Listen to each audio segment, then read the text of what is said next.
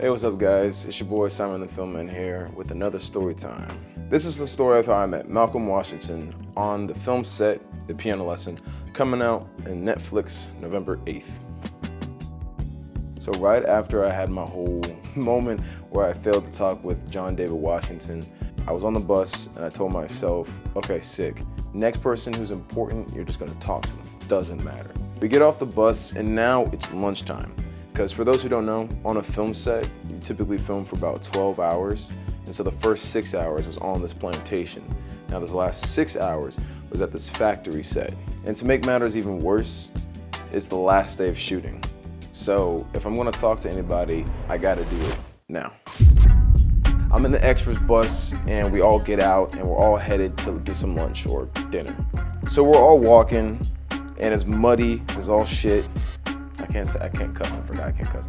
There's about 100 extras just with me, like walking in this herd. And then we finally get to the big mess hall and we open up and there's like another 100 extras just in there. So Ezra and I are in there, we see this, we're like, what the fuck, where are we supposed to go? And so someone tells us that for us to eat, we gotta go on the other barn. And Ezra's like, all right, cool, let's go over there. And I'm like, all right, cool, let's go over there. But then I hear that the extras casting director is eating with all the extras over there. So I walk over there. Ezra, he follows me back and we're walking. I see this lady and I didn't even know that she was on the same bus with us because that bus ride, it was just this like lady just talking and everyone was dying laughing. Like, shout out that bus ride. That bus ride was actually one of the funnest, like most like together time I've ever had with just a group of strangers. So I see her and I recognize her from the bus. I'm like, oh shoot, she was the casting director this whole time. All right, sick, I already know her. I'm just gonna walk up to her, say, hey, I need a job. So I see her and just as like far as the camera's away from me, she's like right there, right? And right as I'm about to like go and like reach out to her, 5 people just get in between us and they start having like a big conversation with her. Bro,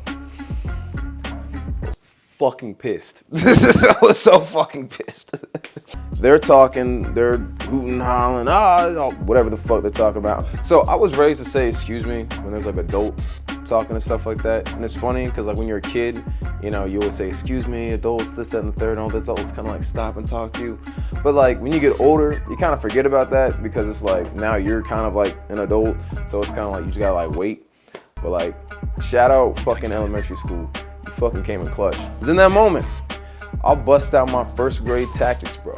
I walked up to him at him with the, excuse me? I didn't say it like that. I said, excuse me. And I talked to the lady for a second.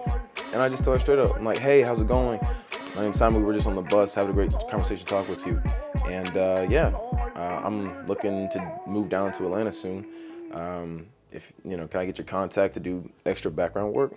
She's like, oh, yes, for sure. I'd love to, you know, young talent and this, that, and the third. Yeah, for sure. Come get my number. I'm like, all right, sick. So then, boom, I get her number. Ezra steps in. He's like, hey, da, da, da, da, da, da, da, da, da. And she's like, oh, da, da, da, da, da, da, da, da. Yeah, it was a really good moment.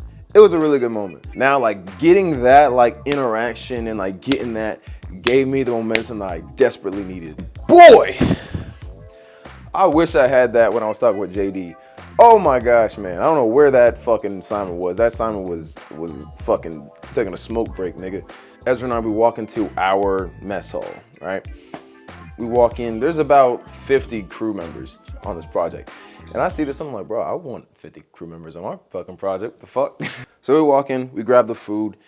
Now, y'all, if you guys are ever on a fucking film production, I don't know what this film production was cooking, but these niggas had the best chicken ever. I know, I can hear my friends doing the well. I can hear it, okay? Shut the fuck up. Because this fried chicken was literally the best fried chicken I've ever had. It was so juicy, so tender, so flavorful. Like it was fucking, I had about 5 big chicken breasts. Like that's, yeah, it. Ezra and I, we get our food, we walk up and we see 2 dudes. We see Rick and we see Malcolm Washington. Bro, Now, I'm feeling great, so I'm like, yo, Ezra, let's go over. So we walk over, we dap up Rick, all this stuff. Ezra and Rick have a really great conversation. I dap up Rick, I'm like, da-da-da-da. We have a pretty good conversation. And then Malcolm's there. And then I go to dap up Malcolm, and I'm like, hey, what's up, man? He's like, hey, what's up, bro? What's up with you? I'm like, hey, nothing much, you know what I'm saying? Just chilling, just chilling. I hit him with the whole, like, I was like, yo, what's up? My name is Simon. I'm an up-and-coming filmmaker. And before I can finish the next part of my sentence, this man said, hey, shit, me too. Bro, now, I don't know how that plays for y'all, but some people might take that offense. Some people might take it as funny. I took it as fucking funny. I was taken aback. I was not expecting this man, this, you know, Malcolm Washington guy to be like, yeah, I'm an upcoming filmmaker, shit. Now I'm like completely knocked off of like everything I was gonna say. And then I hit him with I was like, yeah, man, I would love to work with you one day. I said that meaning to like, you know, on a bigger project, maybe where I can be a little bit more involved, either, I don't know, whether it's like pushing coffee or it is like doing something a little bit more creative. That's the type of person I am. I like to shoot for the fucking stars. He said, shoot, man, we're working together right now. So I had a really good interaction with Malcolm Washington, man. He seems like a super down-to-earth kind of guy, man. Also, Malcolm did not sound like Denzel at all, and it felt good. I felt like I was talking to a person. Fuck up. Finish that shit. I guess what I learned from that story, shit. Yeah, no. I guess, yeah, just the power of momentum. You know, the power of momentum is important. If you guys are ever out doing anything, make sure that momentum is what you fucking need, man. Because without that, you're just fucking cooked, bro. You're just cooked. But I'm excited to tell you guys, after the film comes out, my favorite story from set.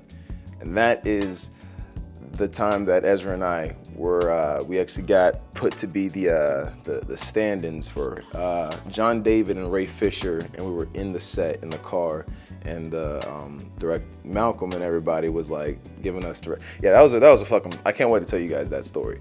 Can't wait to see this man's first feature film on November 8th.